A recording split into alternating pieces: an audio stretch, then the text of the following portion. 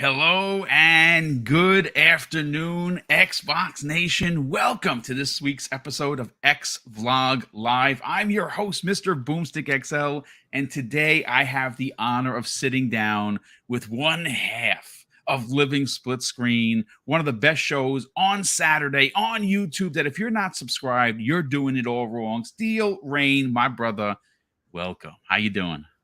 Boom, man. Back in the Boomstick XL kingdom, as I like to say. And it's always a pleasure, man. I am Mr. Live Raw and Uncut himself, one half of Living Split Screen, a non-console-centric platform. I'm known for trying to give you that RTS perspective, that real-time strategy, pulling yourself out of the world, looking at the darker crevices of the map, pulling them resources together so we can build up that foundation. And also, I think we're going to use a lot of that new coined term that I've been putting out there, that ECP, that educated consumer perspective. Because guys, I mean, we're not lawyers, we're not in the business directly, but it doesn't mean that we can't use our years of not only gaming experience, but also what we've experienced in our professional lives and just our lives in total. So I think we're lined up to have some smoky conversations and a very passionate conversation today, man. Appreciate you. Yeah, listen, folks, strap in. Next 75 minutes are going to be spicy AF, and we're going to be dropping some tea, as the kids like to say. We got to open up with some very sad news, though. This was brought to my attention by a ton of people, and we have confirmation from Bethesda that Shinji Mikami has officially decided to retire from gaming. That means he is leaving Tango Gameworks permanently. I did speak to someone behind the scenes because it doesn't initially say that he is retiring, but I did get this confirmed by someone that does know a little bit of the situation, and they said that yes, he had mentioned that he was looking to retire. Yeah, this is big. Tango Gameworks obviously has been around. I believe he founded the studio 12 years ago. He has been the head of the CEO and the founder of the studio. He started it, and then soonly after he created the studio, they were purchased by Bethesda, and then eventually Bethesda was purchased by Microsoft. And before we start seeing, a lot of the, journalistic integrity come flying out, because we know that there's none, that, somehow Microsoft did something that pissed him off and he's now leaving the company, or he's not allowed to make the horror games he wants because Microsoft wants him to make this. None of that is true. He is been in the business for 33 plus years.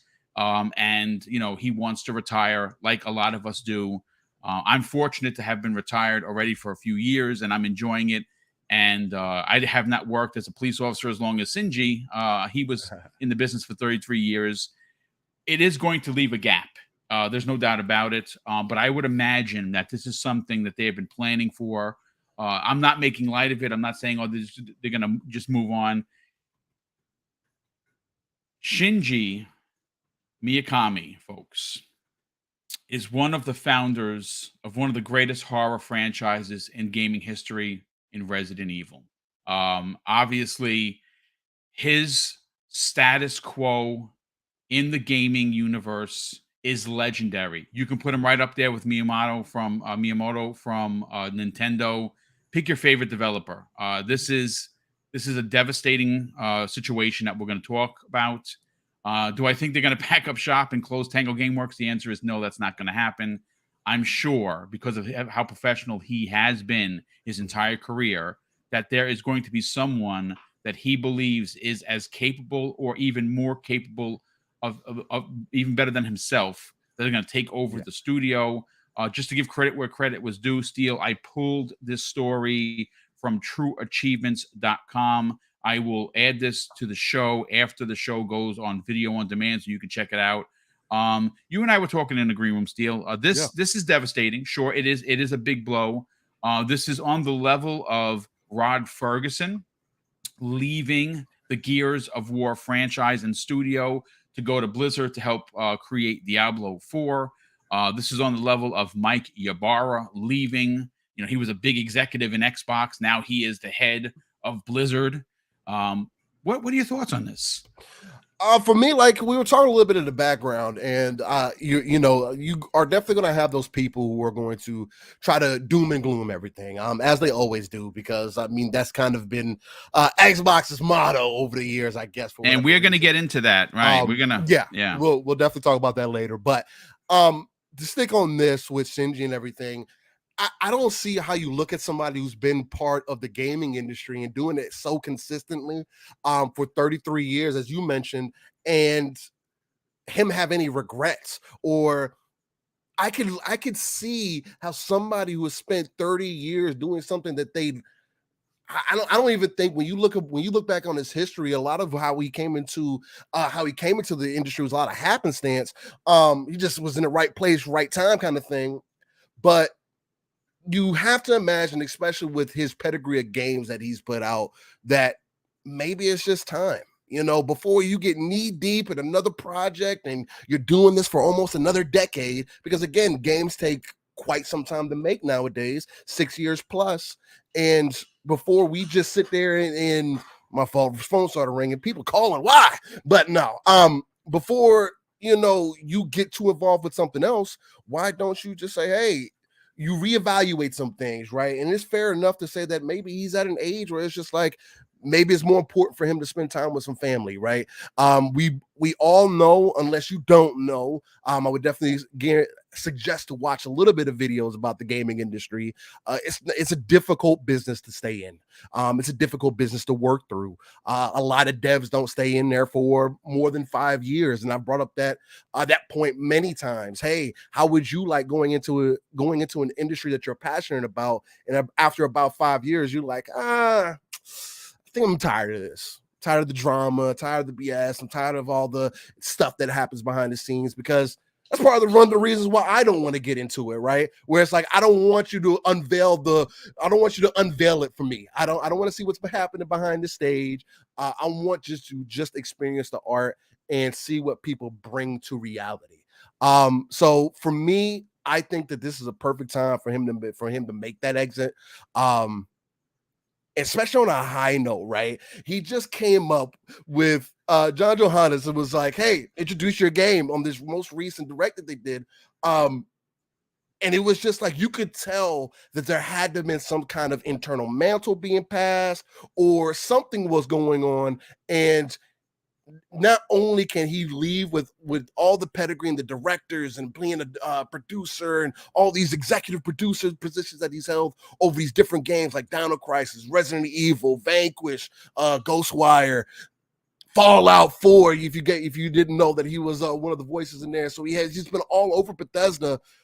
Why not give somebody else the opportunity to move up and step into, you just taking care of yourself personally, and just getting a clear mind, especially on a high note after HiFi Rush. So No, I mean, listen, I think you're onto something. Ask any creator that has had, whether it be a big career or a small one, any creator um, will tell you that they always want to leave their said industry better than when they got it, better than when they got there. I think it's safe to say that Shinji has in fact done that. I think that his contributions to gaming have potentially paved the way for hundreds, if not thousands, of other developers around the globe, specifically in the Japanese region, that want to do what he did. I think that this is, again, it's sad news, folks, to see anyone go. I mean, eventually you're going to see someone like Todd Howard eventually want to retire. You're going to see someone, pick your favorite Sony, your Sony PlayStation Studio. So at some point, they're going to want to retire, and they're going to want to pass said mantle off to someone that they believe is going to do an even better job. Again, I don't take this lightly. I am very saddened by this news, Steele, but at the end of the day, he has been a part of the industry for a very, very, very long time, and he has made his mark. He has paved a way on how to make franchises both big and small, and they all can be successful. Again, I think that what gets lost in translation, especially in this era of Metacritic, is that the A has to be triple A, and it has to be 90 meta, or it has to be this, that, and win this many awards to be considered a big project. I don't think that's the case. And a perfect example of that is the work that was done on HiFi Rush. That's a game that literally was shadow dropped. We've only heard rumors of it, and look at it. It exploded on the scene. It is one of the best games that has been released this year, and all I can say is that I'm happy that he's going to retire. I'm happy that he's going to leave the industry on his terms. Right? There's no scandal. Right? There's nothing behind the scene that he has to part ways because he doesn't want to embarrass the studio. No, he is bowing out gracefully, and he's going to pass that mantle off, Steel, to someone that he believes is going to be even better than he was. So yeah, I mean, again, a small story to open up. Obviously, it is breaking news because it happened today, and he is a big part of Tango Gameworks. Heck, he founded the studio 12 years ago. But I'm just hoping that the journalistic community that I have lost 1,000% faith into, especially after the last 48 hours, folks. I mean, it's been. We're going to get into that. We're going to get into it because I have a lot to say about what has been going on. It's not surprising, but I will say that it's disappointing. It is disappointing that this kind of rhetoric, the Xbox or the anti-Xbox rhetoric, continues to happen. And I said this jokingly, and I actually mean it seriously. And you know what? At this point, let's segue into it. Let's do it. 48 hours ago, on Wednesday, on Tuesday, Microsoft was in Brussels, and they did some pretty amazing things to compound their case to the EU Commission on why the deal should go through with past some of the concerns that the EU has, the CMA currently has, and of course the FTC has. One of which was the cloud, and where right now cloud is still in its infancy. I don't think that it's dependable enough to call it a service because it doesn't work as great as it should, and maybe it may never work as good as it should, but we can always hope, right? Well, a deal was struck that shook the industry at its core because one of three complainants regarding that had real concerns for this transaction of $70 billion for Microsoft to acquire Activision Blizzard King. One of which is Sony, which they still are being a-holes about it. And, that's fine. The market leader doesn't want to share, and they don't want the market to be any better. They just want them to do what they want. So F Sony. And one of the other complainants that were Team Sony are now Team Xbox. And that is, of course, NVIDIA.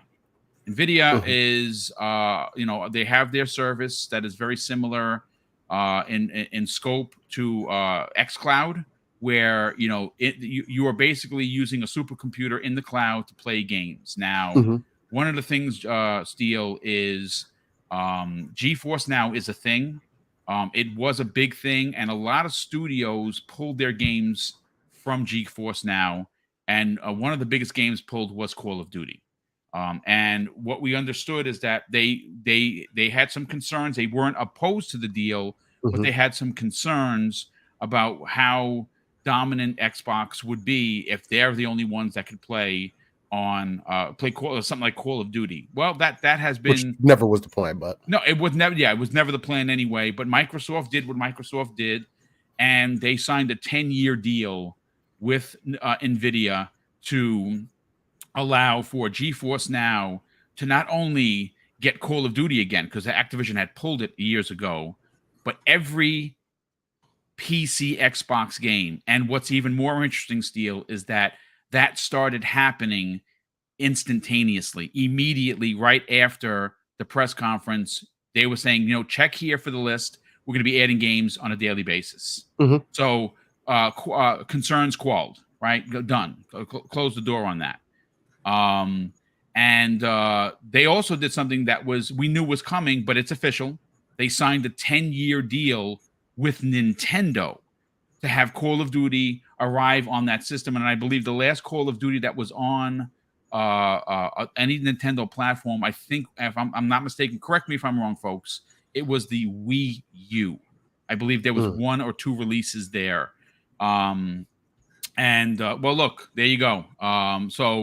It started out with 3 people, three companies, and it's now as we had all suggested and thought, Sony's standing on an island by themselves, right? Because the other complainant, if you will, was Google, and at the time of their complaint to the deal or their concern for the deal, they were in the marketplace. They're no longer in the marketplace, so their opinion doesn't matter. And I'm going to be honest with you. Anyone that's rah-rahing for Google to be on Sony's side, you should probably want to push them away with a 10-foot pole, because they have had so many lawsuits by all those governments when it comes to privacy acts being violated. They've been fined so many times I can't even count. So yeah, don't rah-rah for Google on your team. It's like rah-rahing for Meta. Don't rah-rah for them because they're just as bad or worse.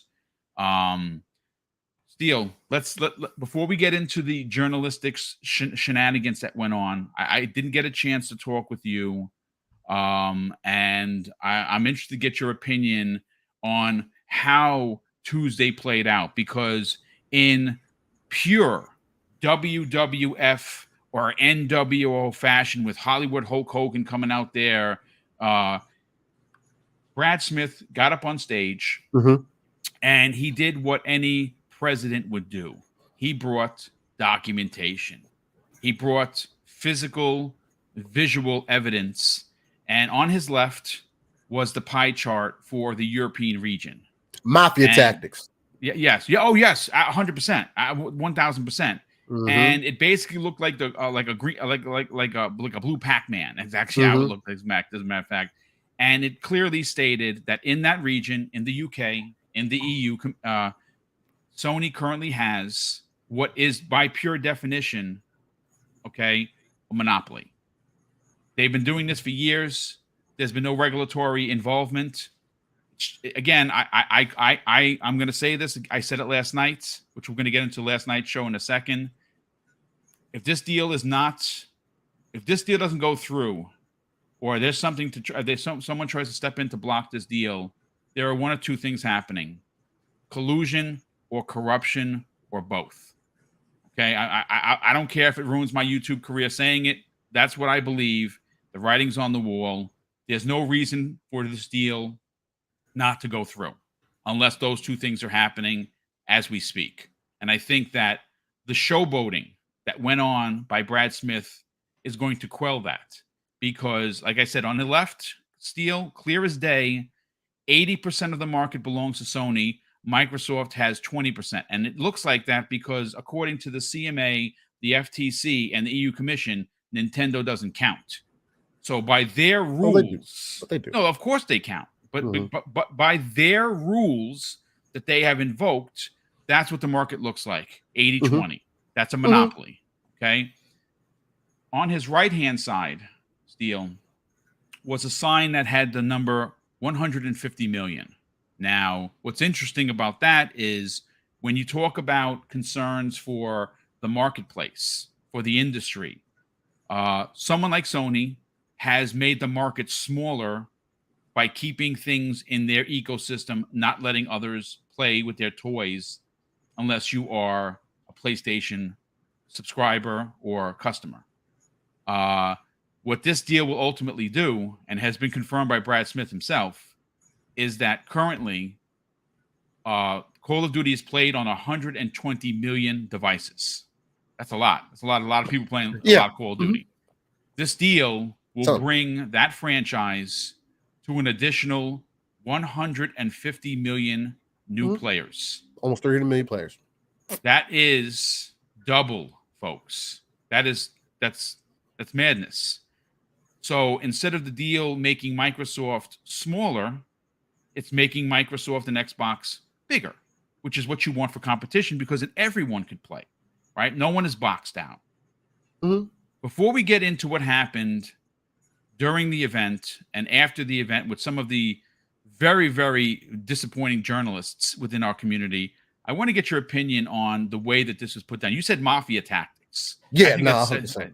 I think it's spot on, but they did it in a way where they invoked an open arms mentality, right? Everyone that wants to be a part of it, come on in. The water's fine. Go grab a beer. For me, grab a Dr. Pepper. What are your ultimate thoughts on what transpired Wednesday afternoon? Yeah, but I'll go to Fred's. I'll grab a Mountain Dew and I'll go ahead and sit down in a little business chair and I'll say, and I start stroking my chin and start pondering on this. But no, as I was mentioning, yeah, it's 1,000% mafia tactics because that's what Microsoft is good at. And I see people in the chat having good conversation. By the way, I love chat. Always good when we can come together, have conversation overall because we're talking about gaming, right? We're talking about something that very few of us have any investment other than our own consumer dollars, which is what the perspective that we always have to come from, at least that I like to come from, so that educated consumer perspective.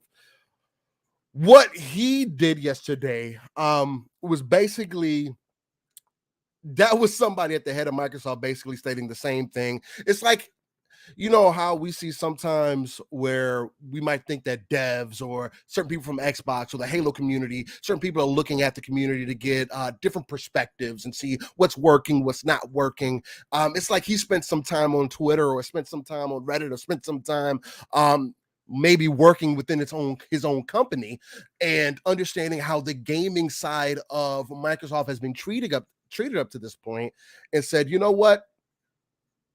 We have more than four legs to stand on here.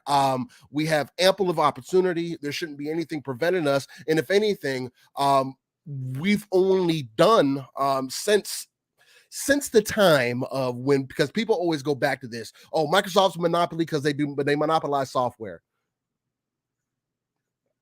I need more people to be able to really understand this.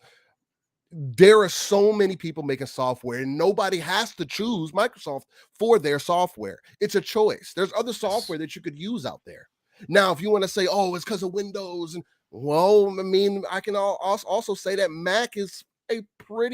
Apple's a pretty strong competitor for Windows. And actually, Microsoft made sure to make that a point back then. So you can't make that part of the conversation now because Microsoft actually made sure that Apple still existed as you know it today. If it wasn't for Microsoft back in the day, we wouldn't have Apple as we know it. So with that being said, if those are two places we're going to say, oh, they have monopolies at, it's not 100% the truth, right? There's other things behind the scene. And now if you want to say, man, Microsoft doesn't have the best business practices and they do some shady things behind the scenes and Bill Gates, I hear you. There's a lot of things behind the scenes that can be talked about, need to be discussed, and you have to draw your line somewhere. But I'm going to keep it gaming. In gaming, it is a fact that Sony does have an 80% monopoly in the gaming space. Their console, their ecosystem is where a lot of gamers reside on the console side of things. Now, it is convenient when we leave Nintendo out of the conversation because, to be honest and to be frank, Nintendo is probably more in that conversation, but then it opens up the thought, okay, where's really the monopoly? Because if Nintendo's in there, then there really isn't a monopoly. So why would Microsoft buying Call of Duty, Activision Blizzard, adding more to their plate, bringing in 10,000 employees, because we also can't forget about the human element. I know it's easy. We're gamers. I just want games in my pocket, so I can put it on my hard drive and just give me games. I get that. But there's also a whole other business side of it that has to collide and make sense. And so far from what we've seen, the only thing that has happened, which is why you see people like Lulu, which we'll get into later, mention some of the things that she's saying on her personal account, because in my educated consumer perspective, it does not make any sense if we're not going to judge Sony's deals and the way they've done business over the years or any of that, because hasn't been any real there hasn't been any real criteria for how deals in gaming needed to be done, because frankly, deals in gaming or this whole gaming space is just now becoming more so of maybe adults should really recognize this, although the common gamers over about the age of 30 at this point. We got plenty of young ones in there, but if we're going to make it better for more gamers, like Phil Spencer's talked about many a times, like even Jim Ryan has mentioned, hey, we got to reach more people. Selling 20, 30 million copies of a game in 5 years, it just isn't enough, Sony fan base. He said it. The leader that everyone is praising as the greatest thing since sliced bread, Steel, told you years ago that you, PlayStation gamer, you diehard gamer, you are not enough. We need to be. He said it. We need to sell more than the 20 million people that we have here, there, and everywhere. This was years before they became 100+ million. Yeah. It's just not 20 million of said game is fantastic. But when you have a console base, Steel, from the PlayStation 4 and PlayStation 5, combine them, folks. Sony is selling PS5s like they're hotcakes. It's a great system. I own one. I love it for what it is. You combine the near 35 million and the 114 million or 115 million, let's just say 115 for shits and giggles, and add that together, that's 150 million customers. Why are we only selling 20 million of Spider-Man, or 30 million of Spider-Man? Where's the other 90 million, Steel? Where's the other 100 million? The 120 million. I see your point. Good point. And this is when you mentioned Spider-Man, Boom. This is an IP that people now use as, this is why Xbox should have a superhero game. Oh, because of Spider-Man. This is why. Well, if Spider-Man's not going to sell more than 30 million copies in 5 years, then what makes you think that getting any other superhero in existence, Spider-Man is one of the most popular superheroes out of all time outside of Batman, and Batman can't even sell those kind of numbers to catch up with a Spider-Man, for an example, then what makes you think that doing things currently the way that they have been done over the last 3 decades is going to continue to make sense? It doesn't, which is why you see Microsoft, who was bent over and beat up in the gaming industry, because whether people accept it or not, Microsoft in gaming is the little brother. Microsoft in gaming is the more so software company. Microsoft in total is the software company where Sony is hardware. So you can't compete with something that somebody already has. They're already neck deep in. They're sitting at the table like the Yakuza, running all the dens out in Japan, making sure that people understand what PlayStation is, and have done that across the world. So it only makes sense and that's what throws me such in a little bit of a tangent about this deal every time that I talk about it. And I know people are tired of hearing, this deal and FTC and all this business stuff. It's talking about games. Why can't Microsoft just drop the deal and just go buy a bunch of games? So like the state of play that we're going to get from Sony today, that's what you want to see more so of? You don't want to see more gamers get a chance to play said games, for an example. You just want, and I made this point this past week on Live a Split Screen, what I'm coming to find out is that what a lot of people get mad at, especially over in the Twitter community, or in the gaming community more so in total, because I don't just look at what's going on Twitter, I look across the board, because you got to have a wide perspective in things, is that people want to try to drive a classist system in gaming. And I'm here to say that that's not going to work. If we're not going to keep it gaming and say that, hey, well, maybe Microsoft needs to be more competitive. You want better games, right? You said that Microsoft hasn't been able to put out games. And they've cut all these deals and let you know as the consumer that, hey, we're starting to take this serious. We buckled things down in 2017. Hey, here's Game Pass. Here's a slew of games. We dropped 40 plus games into Game Pass just last year. So because we want our consumers to have a value. Now, are we reaching the audiences that we want to reach? No. But have we reached almost 30 million players since 2017 that have access, that never have had it before? Yeah. And we're only trying to expand that out. Now, again, the other thing that drives me a little bit crazy about this deal is that I've heard so many people say that, oh, well, you know, they try to plan out for what's going to happen in the future, the cloud gaming. Nobody's keeping anybody from competing in the cloud. Google tried it and said, no, we can't do that. We ain't trying to spend that much money. We got other problems to worry about. Amazon is right there. Nvidia is right there. Yep. There are other options. There are competitors in a space that is not proven. So we're trying to justify something that has no base of anything. So basically, this might as well just be cat in the hat, right?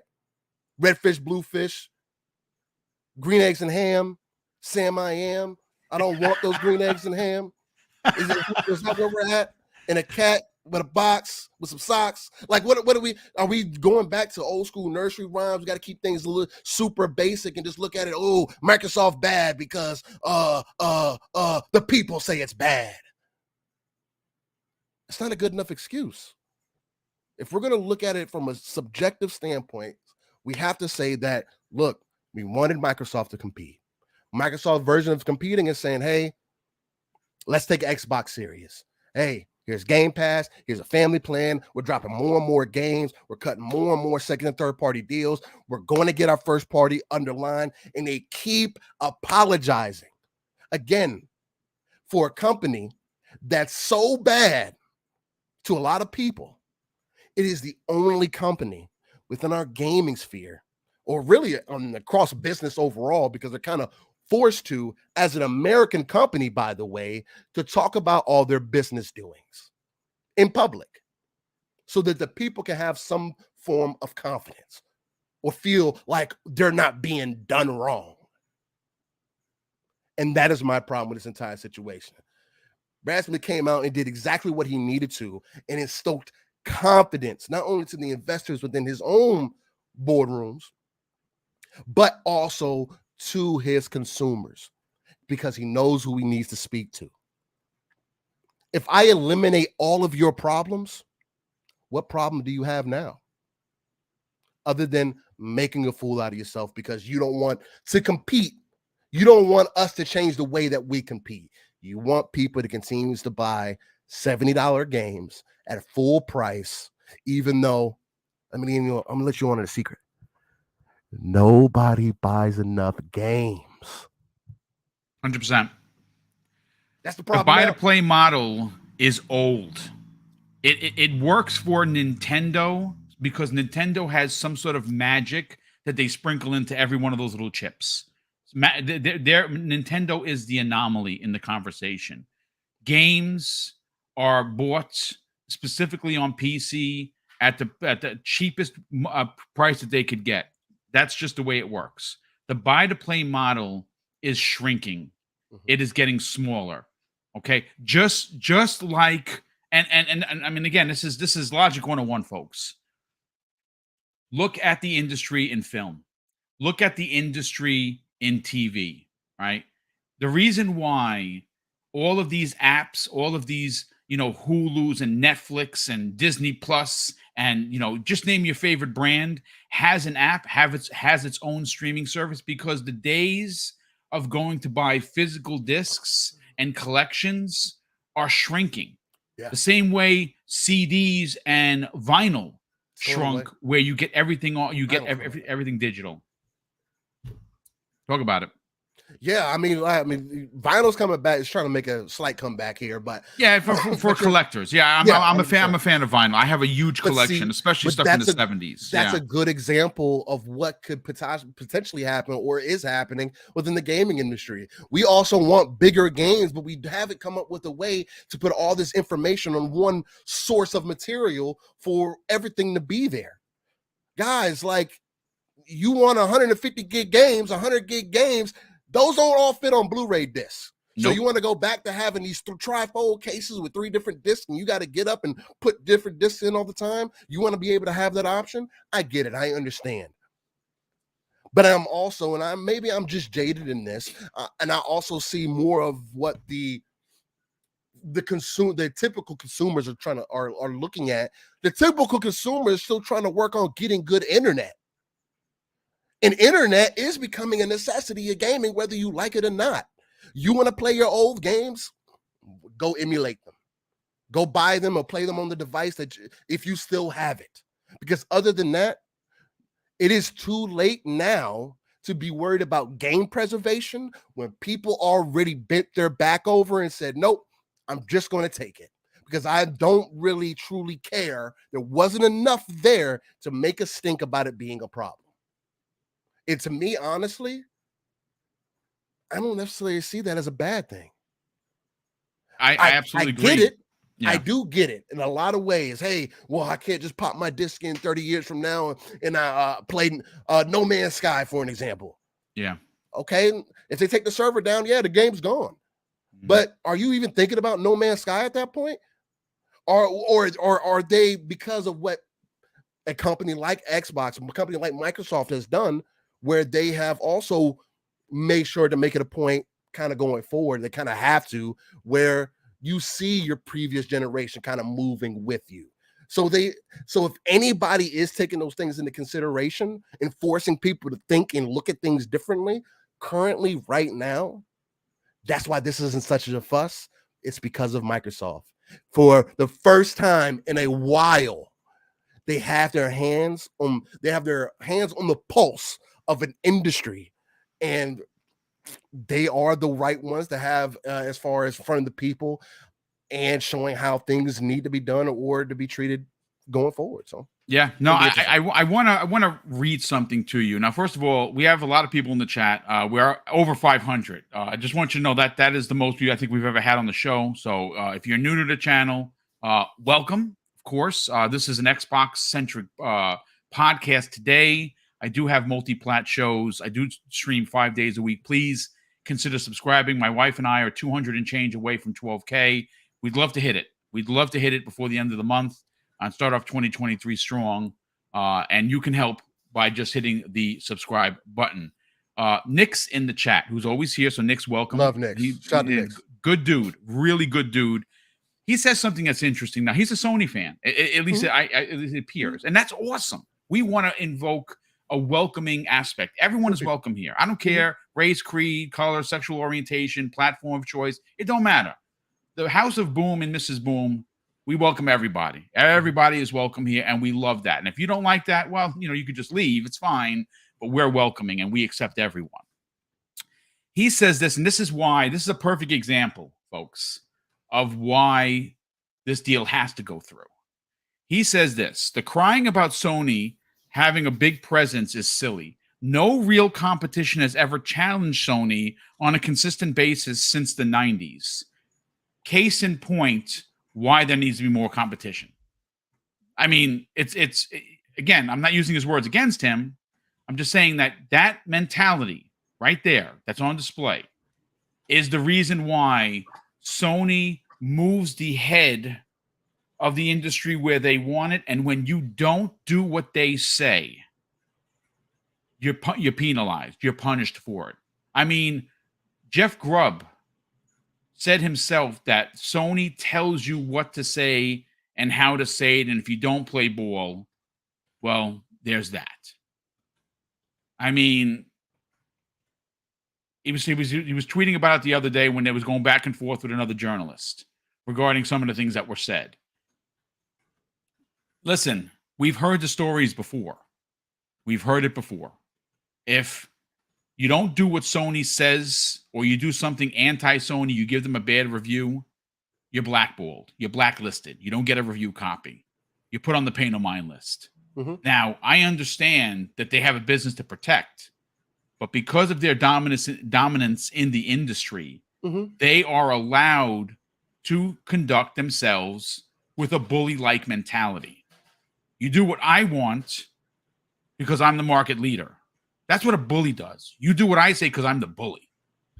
You want to add anything to that?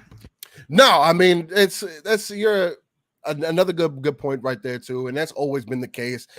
And again, the number one thing that I've always tried to help people at least realize, and mentioned Nick's earlier, and Nick's does cover. He's a fan of everything.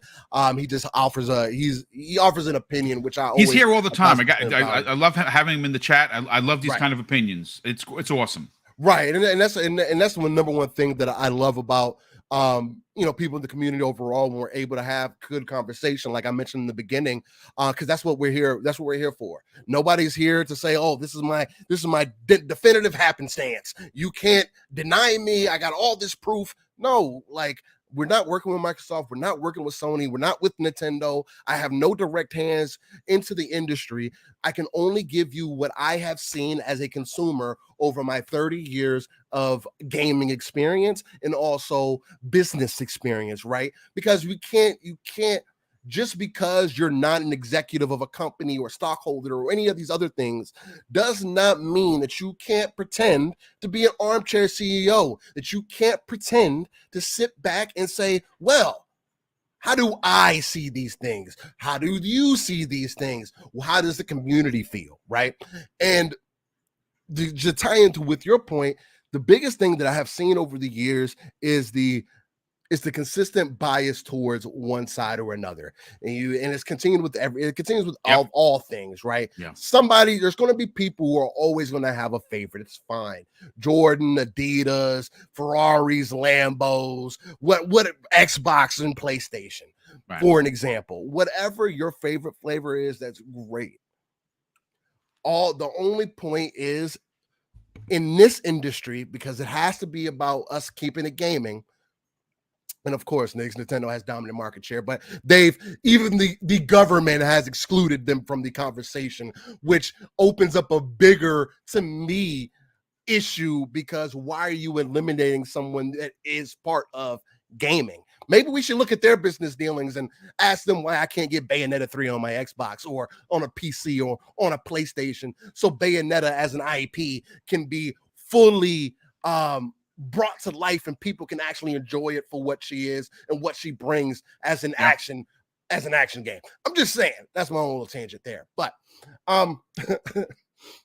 there's just so many different ways to look at it. But overall, it's just you have to understand the way that business has been done in gaming over the years, and know that there has been and still is a general bias to one side because of popularity. And like Boom has brought this up numerous times, and this is one of the reasons why I even followed Boom in the first place, is because thank you, sir. When you do the research, like Boom always does, and guys, I can right hand on the Bible. Hey, look, thank you, sir. Boom does the research, guys. When you do the little bit of research, you can easily find out why some of us are going to continuously talk about why this is an issue and why things continuously get played one way versus another. And if you need a good example, again, PlayStation is going to put out a state of play that's probably going to rock pretty hard today. Yeah. I'm excited for some of those games that they're talking about dropping. I hope they talk about Spider-Man 2. Yeah. I think what they're going to talk about, I think they've already telegraphed what is going on. They're going to show PlayStation VR 2.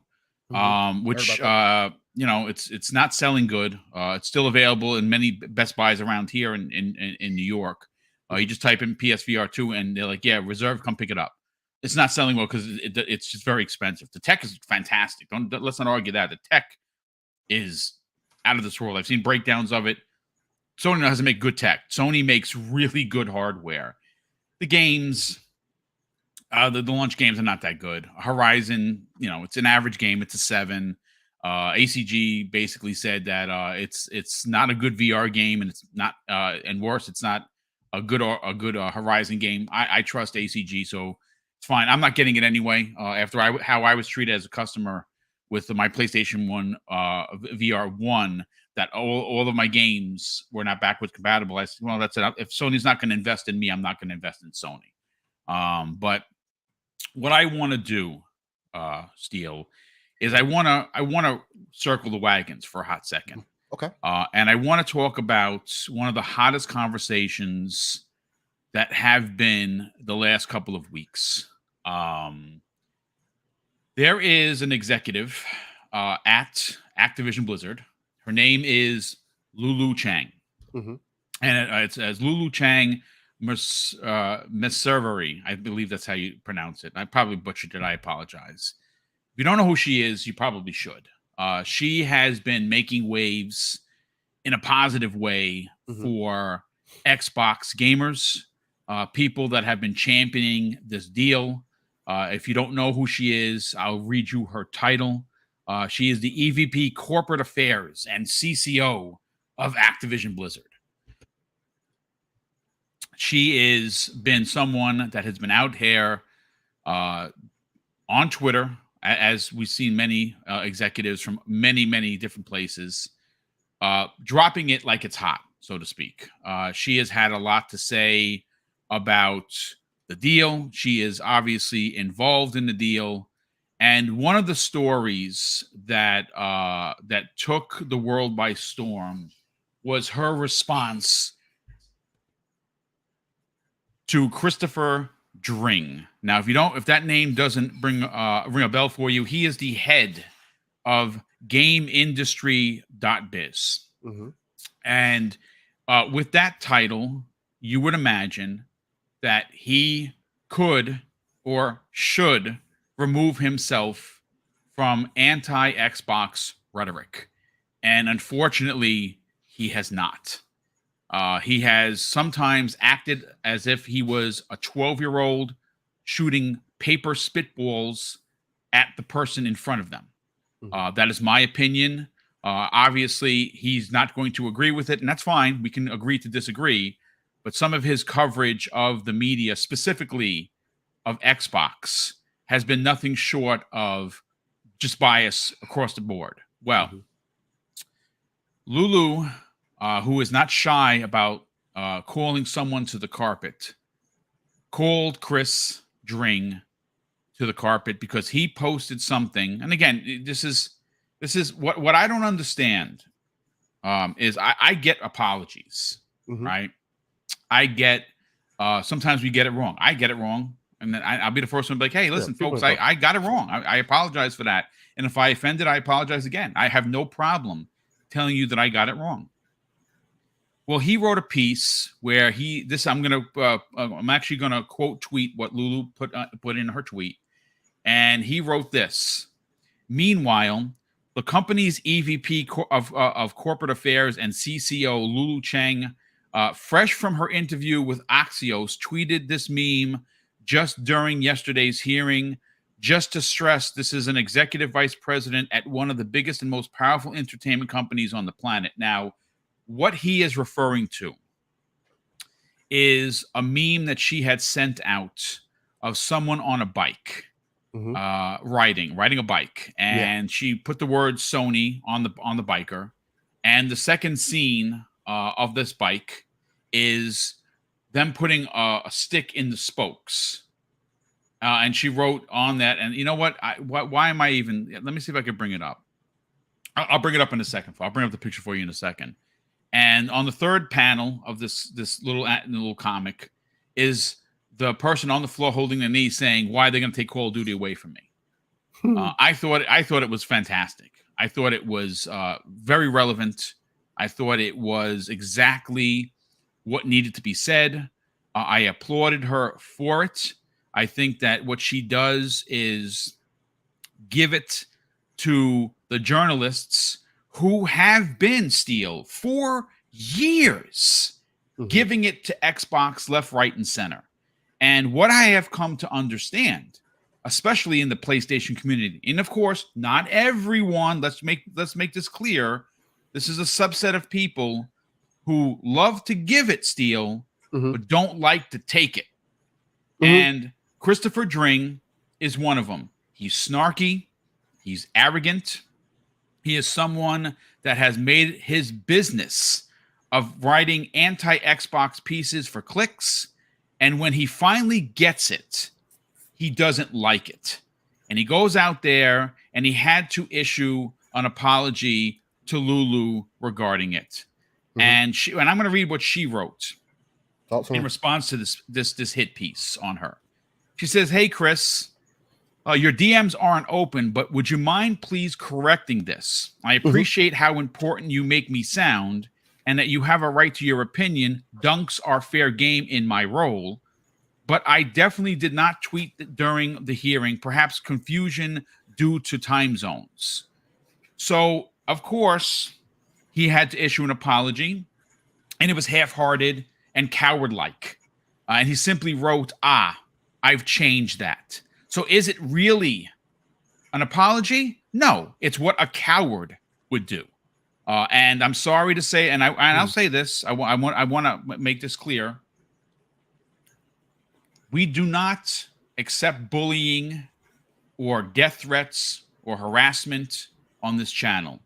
So if this pisses you off and you want to go after him, don't you dare say the Boom sent you, because I will not subscribe to that. We do not like mobs. We don't like mob mentality. Every time I've responded to one of these journalists, even people in this community, I do it the way I was taught by my pops and by my moms, is I do it politically correct, and I kill you with kindness. And that's how this channel was built. So please, if what you're hearing today pisses you off, don't go attack this dude and say the Boom sent you, because I will not subscribe to that. I will block you. I will not stand for that kind of stuff. I'll even lose subs over it. And I say this all the time. This is saying that my pop and I came up with. We'd rather lose to be the good guy than win to be the bad one. And that's the truth. Steel, there's a lot to cover. We got another 10, 15 minutes here, maybe 20. I want to get your take on this, because you and I were talking in the green room, and I think it's self-explanatory at this point how the press has treated Xbox. And the fact that someone who's not Microsoft, she's part of Activision Blizzard. They don't own them yet. So she's still speaking for herself on her own account, and she had every right to come at Chris and give him the business. And like a coward, he didn't even apologize for the mistake. He simply said, I've changed that. Then what he should have said, what a real man would have done, is say, hey, Lulu, I apologize. I got it wrong. I'm going to fix that right now. That's what a real man does. What he did was coward-like, and I don't like it, and I'm going to say it, and I'm going to stick to my guns for it. Let's get your opinion on this. Yeah, I mean, your thought on it is very fair. And those who aren't familiar, again, Lulu Cheng is the Executive Vice President of Corporate Affairs and Chief Communications Officer at Activision Blizzard. Just in case you didn't know, because I saw some people still asking that question, so I wanted to make sure to clear that up. So as far as like her opinions on that, and also with the whole Christopher Drink thing, the main thing that this goes back to is this journalistic integrity, right? More so than anything. Doing the research, the thing that we used to hold people like certain, I felt like there was a time to where if you didn't do journalism correct, then you were kind of shunned. Whereas now, if you do the reverse, now you're the victor. You're getting those stories out. You're getting the clicks, because that is what more so it is about.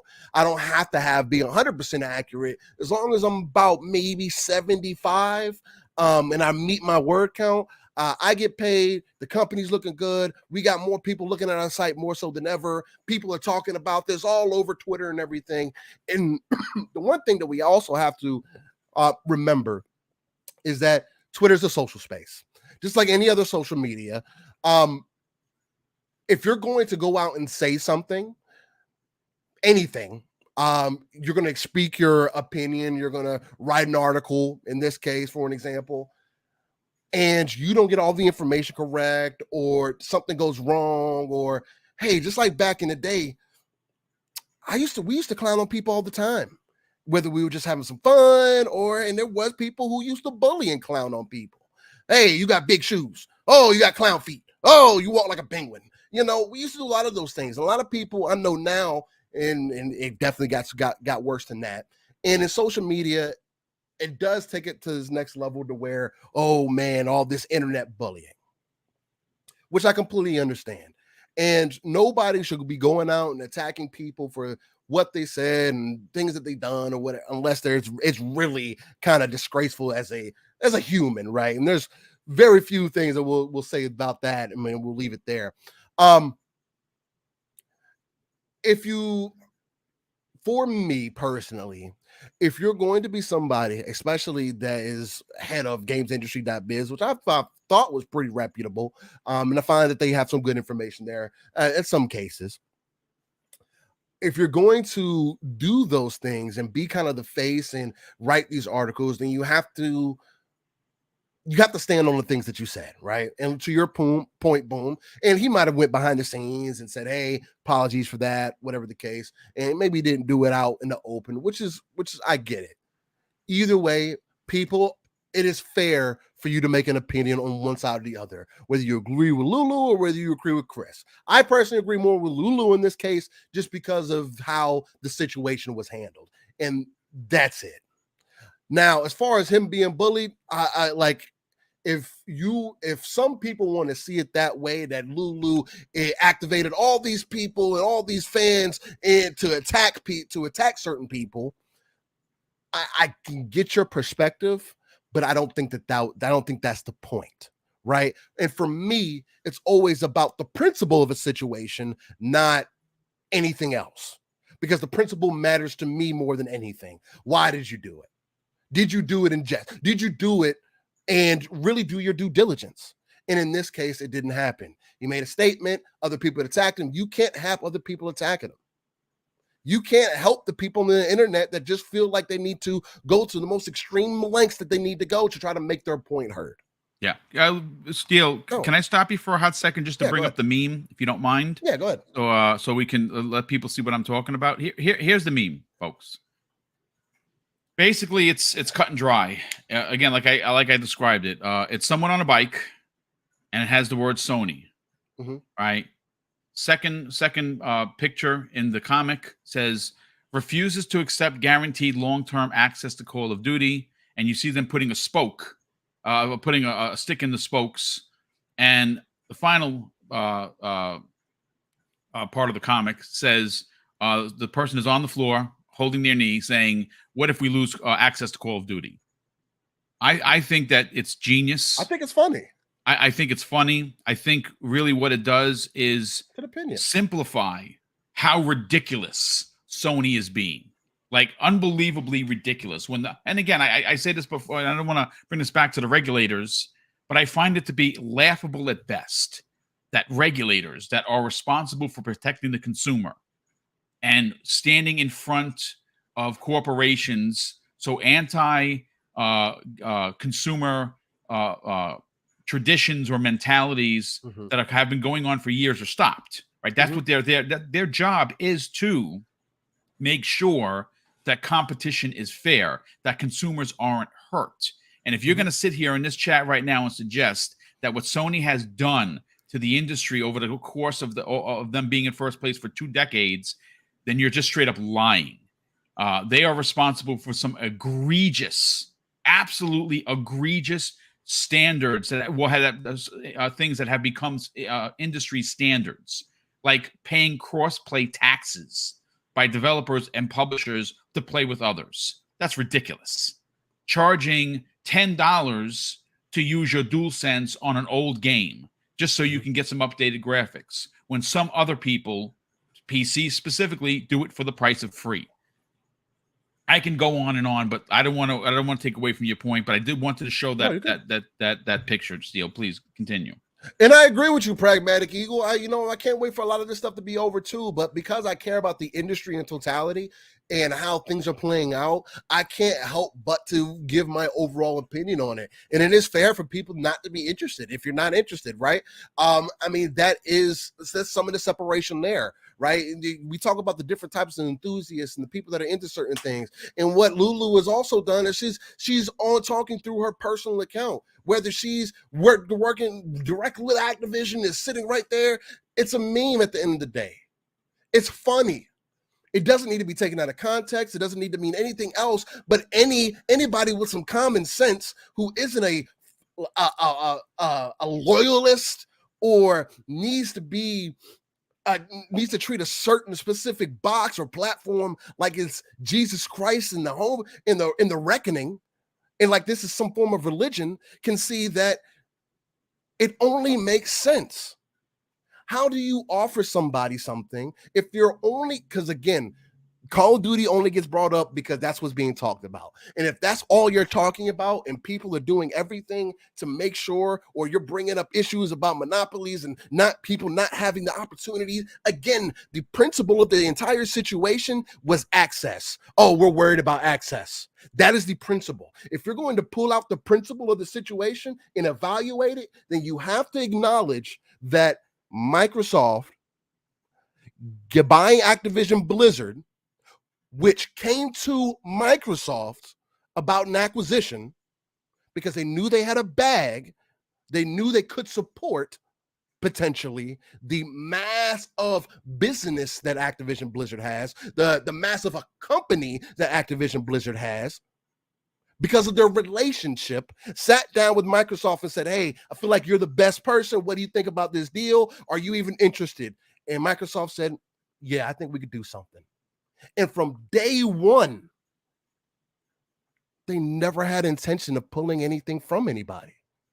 Can I read you where she quote tweeted? Now, I'm not going to take the time to assume if this is Christopher Dring, if this is someone else. I find it incredibly disrespectful. And she handled it like a champ. Mm-hmm. Lulu says, quote tweets, and again, I don't know who it is, folks. I'm actually trying to look up. I don't know where the quote tweet came from. But she says, someone told her, why doesn't she talk the way I think a corporate executive is supposed to talk? Wow. She wrote in incredible fashion. Mm-hmm. I talk like a person. I don't mind if that's unusual. If you're looking for formal pronouncements on synergy and human-centric solutions powering the future or whatever, then I'm sorry, I can't do that. Mm-hmm. Wow. I mean, now we're getting into a realm where journalists are potentially saying how you're supposed to talk. I think journalists, especially anti-Xbox journalists, Steele, need to take their own advice and maybe be better. Maybe, you said the word journalistic integrity. There hasn't been journalistic integrity for a decade plus. They go where clicks go, and if they have to poop on Xbox to get those clicks, they will do it, and they have done it, and they continue to do it. Anyone that says otherwise is full of it. I'm sorry to tell you.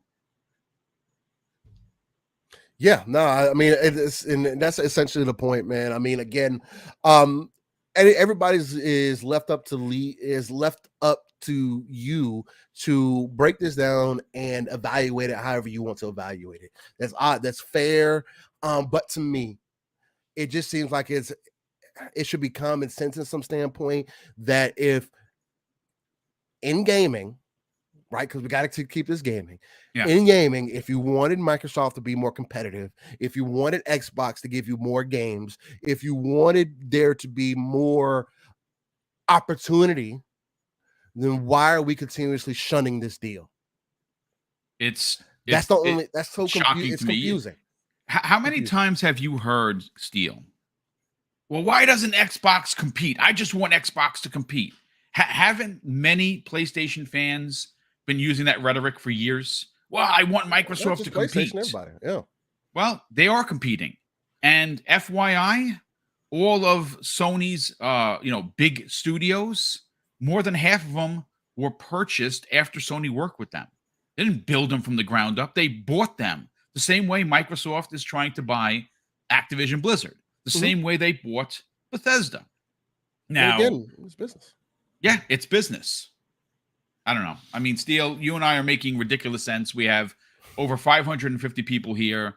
Hopefully there are some new people that are finding the channel for the first time that are enjoying the conversation or not. I mean, listen, I can't tell you to like something. If you don't like the conversation, by all means, hit the thumbs down button. If you are enjoying the conversation, though, I'd ask two things, Steele.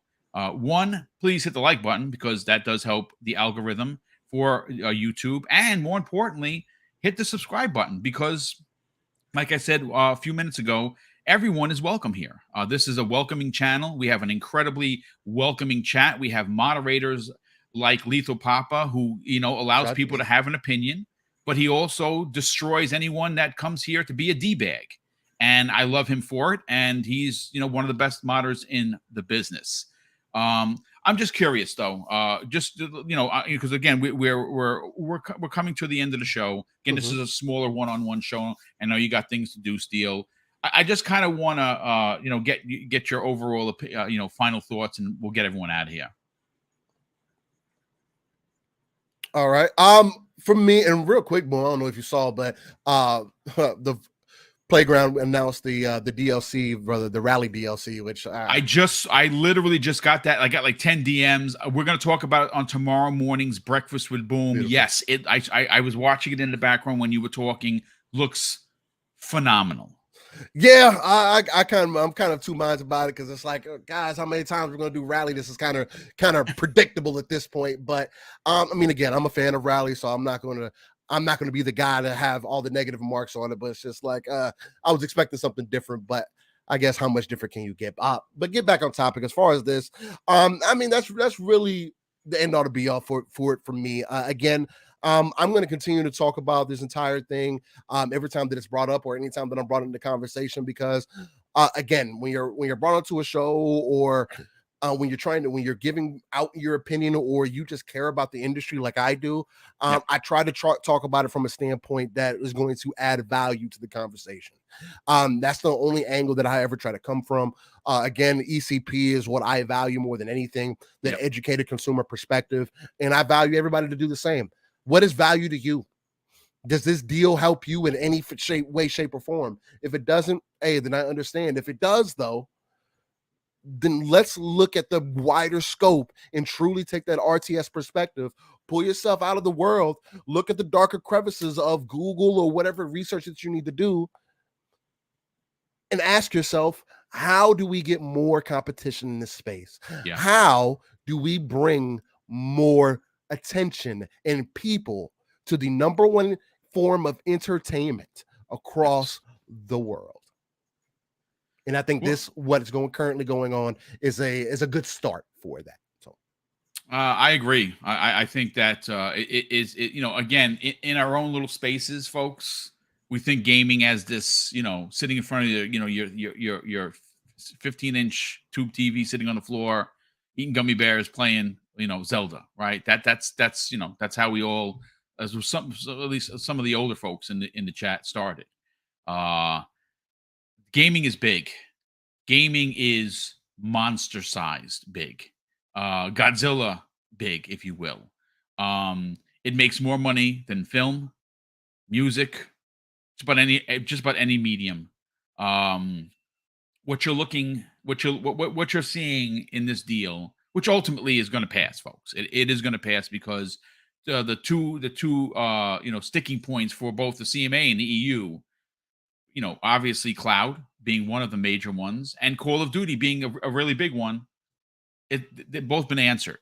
So again, I will close out the show with saying that anything outside of this deal has been approved with remedies and concessions, then the talk of corruption or collusion or both has to come into play.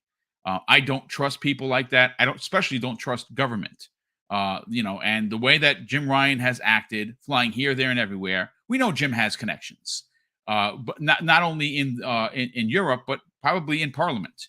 But there is going to come a point where they're snub their nose at what is happening. It's just not going to be enough. When you have some of the biggest entities in the world saying that this deal is okay to go through and signing deals, NVIDIA signs a deal, Nintendo signs a deal, they get the thumbs up from Tencent, one of the biggest players in the market. 2K, one of the biggest publishers in the market, says, yeah, no problem. EA, no problem. Gabe Newell has lawyered up and said, hey, listen, we don't need a contract from Microsoft, because they always do what they say they're going to do.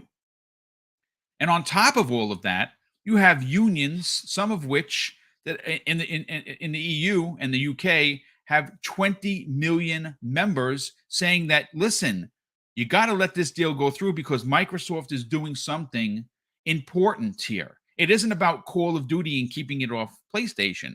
They are allowing for unions to be formed and recognized for the first time in gaming history, folks.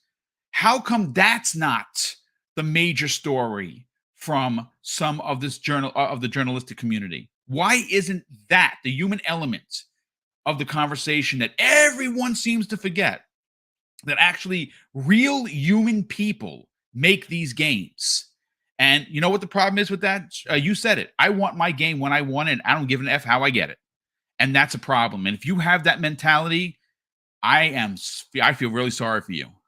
I feel really sorry for you. If you take the human element out of gaming because you want what you want, maybe you shouldn't be a part of the community. I'll stand on my stone and say that. But listen, before we get to the outros, and I know Saturday's Living Split Screen is going to be complete fire. Let me read all the super chats, and there's been quite a few of them. The first one of the day comes the way of Dreadful Sean, who drops a very generous $5 super chat and says, stealing a line from the coach that is resurrecting the Detroit Lions, MCDC, Dan Campbell. Microsoft is coming after Sony's kneecaps, not just one, but both. Strong. Drawn TJ, generous friend of the program, drops a $2 super chat and says, everyone, please hit the like button. Thank you for that, Drawn TJ. Highlander 001 drops a very generous $5 super chat and says, the numbers Brad used came from Sony's investors report. I said it would bite them in the butt, and it is. China and Tencent are in favor of this deal. Yeah, we're going to talk about that tomorrow. China has just approved the deal as well. I mean, at this point, the island is getting smaller and smaller and smaller for Sony. And I think that, again, I'm paraphrasing here. I'm trying to make light of the situation. A conversation is going to happen in the coming weeks with Jim Ryan specifically, who represents SIE PlayStation, and the regulators both in the EU and CMA. And I again, it's just my opinion. And if I get it wrong, I'll stand here and on my in front of the podium and say that I got it wrong. But there is going to come a point where these regulators are going to be like, listen, Jim, there isn't anything more we can do to stop this deal. They've literally answered every complaint that we have. They've made deals with everyone. And PlayStation, the 80% market leader, in that region is the only one complaining. Folks, come on. I mean, this is the bully thing you see online all the time. I keep using it, and I'm sorry if I sound like a broken record, Steele. This is the bully that is in middle school that beats up all the little kids. And one day he picks on a kid. He backs said kid into the corner, and you see that. And again, I don't promote violence, but this is what happens. You back said person, said company, said entity into a corner, and they come out, and that bully gets their ass handed to them, flipped over, and they break their arm in 3 places. And what happens with that? The next morning, the kid, the bully that has been bullying people for years, and the school has done nothing, is in the principal's office with the parents saying, how dare you let this happen to my kid? You see it all the time. This is one-to-one. Sony is a bully. They move the head of the industry where they want it to go. And listen, you can equate that to them being great console makers or great, IPs and doing great, incredible things with graphics to make a movie like, or you can add all of that. That's fine. But you cannot deny that this deal is going to be good for gamers, the industry at whole, because it does now send a message to Sony that you have to continue to be better. And it also will do something that no one's talking about, Steele, and that is be better for the workers that make the games. And that is what no one is talking about. Jonas the Dad drops a $2 super chat and says, Boomstick and coffee, great way to start the day. Thank you for that, Jonas. Definitely appreciate the generosity and, of course, you being here. Brett Bingham drops a very generous $2 super chat and says, Brad Smith is the Microsoft console warrior. Loved petty Microsoft. I mean, I mean, petty can go both ways. I just want the deal done so we can move on and talk about something else, honestly. But Sir X-Man drops a very generous $2 super chat and says, Boom, are you ready for the Horizon 5 rally on 3/29? Yes, I am. I will be downloading that and playing it and recording footage. Of course, Dreadpool, good friend of the program and panel member on Breakfast with Boom, as well as now officially a 1K content creator on YouTube, says this after dropping a $2 super chat. Regulators forgot to mount up to protect people. Indeed, I agree. And Brett Bingham drops an additional very generous $5 super chat and says they're competing. They're just upset that they don't get to determine how they compete. That's a strong point. Of course, talking about Sony, and you're not wrong. You're not wrong for that. Let me just make sure. Oh, there's a new one. Two of them came in. Gamers Play HUD Zero drops not one but two super chats. One of $5 says, we as gamers should show the world we are an awesome group to be a part of. Play games, have fun, share experiences. That is the gamer way. Beautiful. I couldn't have put it any better. And he drops a second $2 super chat and says, shout out to Infinite Umbra. Hashtag stay awesome. Umbra, if you're in the chat and I missed you, brother, welcome. And thanks for always being part of the other show, which is the Xbox Factor podcast. Steele, let's sell your brand, brother. We got to talk about it. Living Split Screen, you're on the hunt for 1K, and you guys should have had it already. Love the work that you and Pong Soul do there on a weekly basis. It's honest, it's earnest, it's fun, it's serious. It drops bars on a regular basis. You don't use hate. You don't use clickbait mentality to get people to see into your show. We have still 500 people here. Do me a favor, drop that link. In fact, I'll find it. I'll drop the link into there. Subscribe to their channel, folks. Check out their show. But you sell your brand, brother. Talk about Living Split Screen on Saturdays, 10 a.m. Eastern Standard Time with Pong Soul, and where people can subscribe and reach out to you on social media. Oh, you're muted, Steele.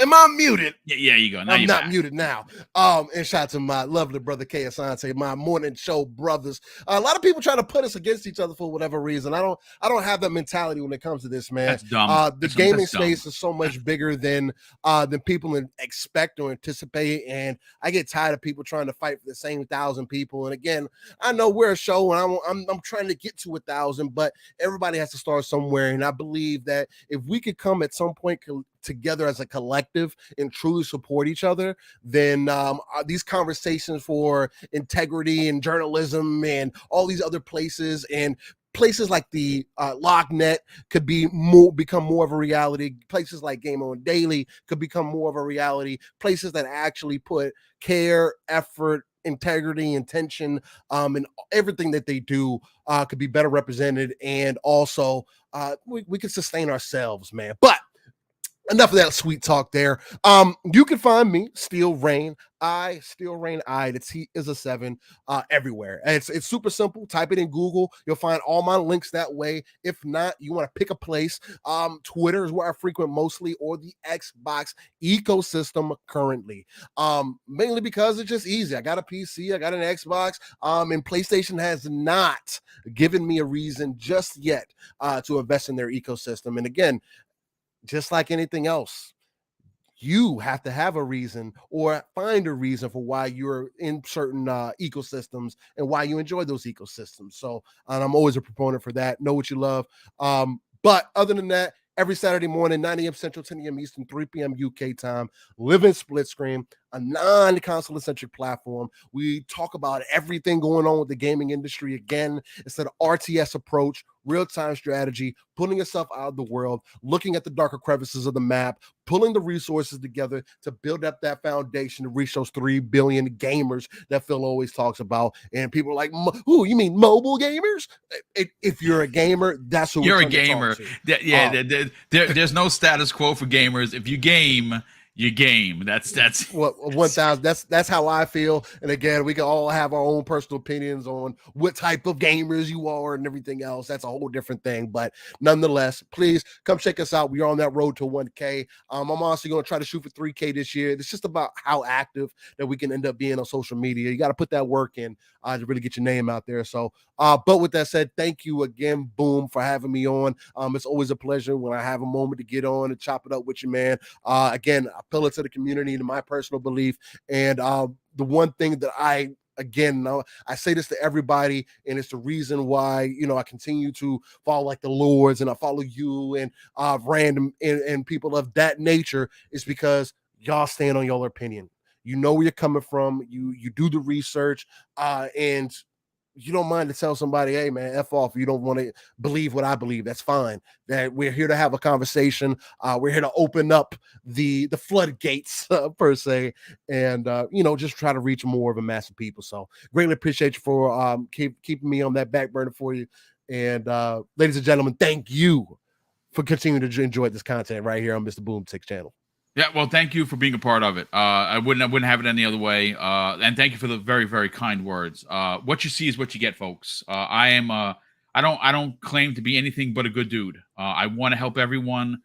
People reach out to me on a regular basis, say, "Boom, how do I, start YouTube?" DM me. I'll send you the list of the equipment that I use, give you some pointers, and hell, I'll even get you on the show. And we'll talk it up, chop it up, sell your brand, because I'm not worried about competition. I'm worried about helping others. That is the whole point of being a community figure. It should be anyway, and it is for Mrs. Boom and I. We strive to be the best.